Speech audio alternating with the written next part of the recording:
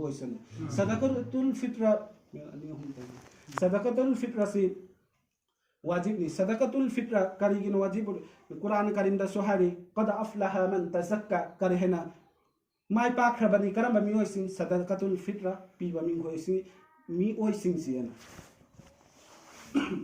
Nabi sallallahu alaihi wasallam na hidok pirami kari hena sadaqatul fitra si kari gino wajib oi se haiba matamda roza heliba miyo adu pa haibadi sendok nangai damaktani ani suba matamda nabu lagwa bat haiba matamda di roza heliba mi singsi karin ha kana kota hi awat pa ikoni helidi pukki chingi khaktani adu bu mitki hel haudaba bat nazari tawkiba chingdagi ngango dabang wa ngang khiba adagi chatloi daba thabak tawruba adu khuding maktu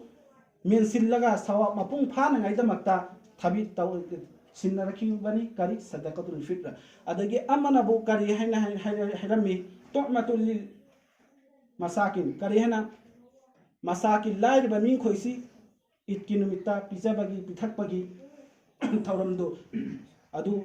moi mabuk lam rangai gi adu gi damakta sadaqatul fitra si wajib tawkhibani kana karamba mioi singda wajib tawkhibano haiba wajib no haiba matamda zakat ki nisab phabadu adu bunba mioi sinda farak kamba no hai kana zakat adi paisa sana lupa paisa amasung male tijar khaktani ienga ka pirisi adu bu sadaqatul fitra di karamba su ienga na kana adra karino plus thousand rosi ai ba matamda mana sizin na daba pochai su sizin na daba pochai hai ba di kai matamda ai fi tara le adu fi ahum khaktani sizin na diba adu fi atopa fi du gi du hatu aga pagani aduga I lungi gi natraga nupina purakpa un pot chahiam deina chahiam pho season na deyambana adugi post sing do loina parba matamda kare zakat ki nisab tu farba mi oiradi maha onda sadaqatul fitra piba wajibli karang kan pi kan haiba matamda itki ayuki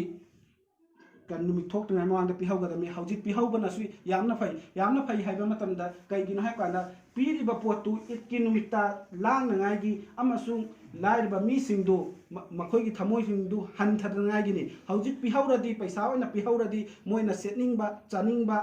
khuding mak phakari lai na thokari numitu da pi ba taradi paisa du kha oi gani makhoi da tawgada ba zawriyat ki du adu oiroi adu duna haujik mamang da pi hauba na yam phai kana kono gi da makta pi ga na haiba matamda angangi balik phaba phadaba sidanai aduga roza hin da mi amana kharam na khanari kari hena roza hin da mi di roza hin da mi khaki gini sadaqatul fitra se aduna roza hin da mi singidi sadaqatul fitra pi ro hena masi aran bani kari gumba na badagi natraga hanu badana roza hanuba maram oiraga roza hin bangam da mi singidi damakta su sadaqatul fitra Pitokadamni, Mapa, Ibasina, Masa Singi, Bali Padriba, Singi Pigadami, Adubu, Bali Parabami, Mangonda Wajib, or Badi Masana Pigadami, Adu Masana Pidrasu, Mapagi, Parwadis, Istala Ibanana Mapana Pidabasu, Kaisu Kaidi, Allah Tala Niku, Mupaman Pidu. Sadakatul Fit Raginabu,